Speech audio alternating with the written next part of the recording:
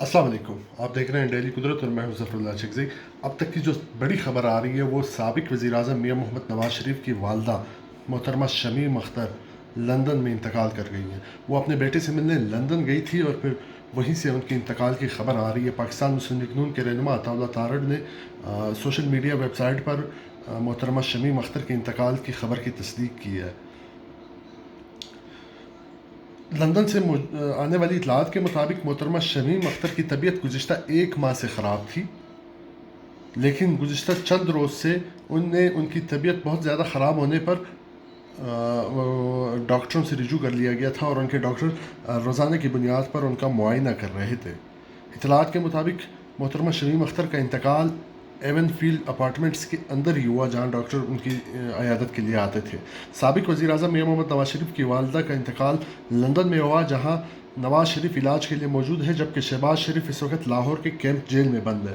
شریف family کے ذرائع کے مطابق محترمہ شمیم اختر کی نماز جنازہ لندن میں ہی ادا کی جائے گی اور ان کی جسد خاکی کل بروز سوموار پاکستان روانہ کی جائے گی۔ تاہم نواز شریف میت کے ہمراہ پاکستان نہیں آئیں گے۔ شریف خاندان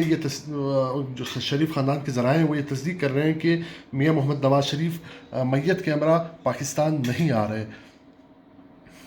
دوسری جانب پاکستان مسلم لیگ نون کے جو رہنما ہیں میاں محمد شہباز شریف اور حمزہ شہباز، جو اس وقت لاہور کی جیل میں بند ہیں، انہیں اطلاع دے دی گئی ہے، جبکہ مریم نواز شریف جو اس وقت پشاور کے جلسے کی سٹیج پر موجود ہیں، انہیں بھی پشاور ہی میں اطلاع دے دی گئی ہے کہ ان کی جو دادی ہیں وہ انتقال کر گئی ہیں، اور شاید اسی وجہ سے پشاور جلسے میں جو میوزک اور ترانے تھے ان کا سلسلہ کم کر دیا گیا ہے۔ دوسری جانب وزیر اعظم پاکستان عمران خان، بلاول بھٹو زرداری، چودھری شجاعت حسین، مونس الہی، شیخ رشید، عبدالعلیم خان، راجہ ظفر الحق، وزیر اعلیٰ پنجاب عثمان بزدار، خالد مقبول صدیقی، مصطفیٰ کمال، اسپیکر قومی اسمبلی، وزیر اعلیٰ بلوچستان جام کمال، گورنر بلوچستان سمیت دیگر اہم شخصیات نے محترمہ شمیم اختر کے انتقال پر تعزیت کا اظہار کیا ہے۔ اس حوالے سے ڈیلی قدرت سے جڑے رہیے۔ ہم مزید اپڈیٹ ڈیلی قدرت ہی پر آپ کو دیں گے۔ شکریہ۔